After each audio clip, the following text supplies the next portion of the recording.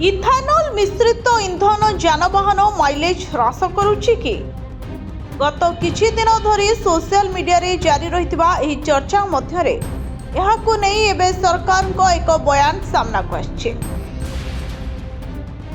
केंद्र पेट्रोलियम मंत्री Hardeep Singh Puri E20 petrol जोगु इंधन माइलेज ह्रास को स्वीकार करिसंते, तथापि से एही माइलेज ह्रास को सामान्य बोली कहिसंते।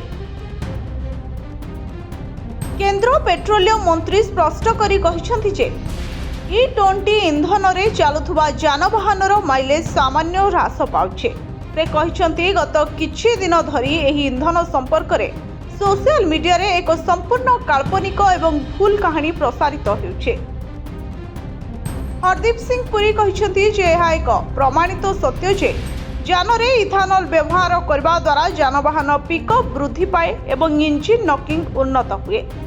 गाड़ीर माइलेज रे सामान्य ह्रास होई पारे, किंतु एहा पछरे अन्य अनेक कारण थाई पारे।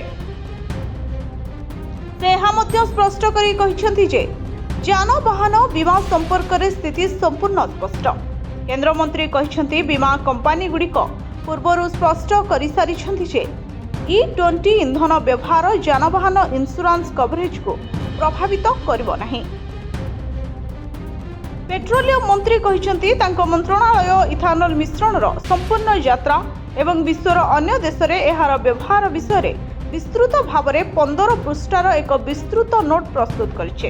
एही नोट समस्त जनसाधारण को आशंका एवं प्रश्नर उत्तर देव।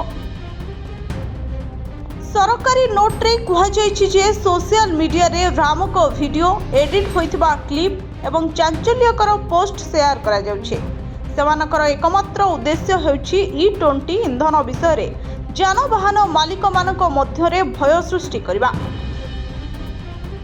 केंद्र मंत्री स्पष्ट करी कहिसंती जे सरकार भविष्यत रे समस्त आवश्यक परीक्षण समाप्त करिबा परे ही 25% मिश्रण करबा को पदक्षेप नेबे। ब्यूरो रिपोर्ट स्वर्ण न्यूज।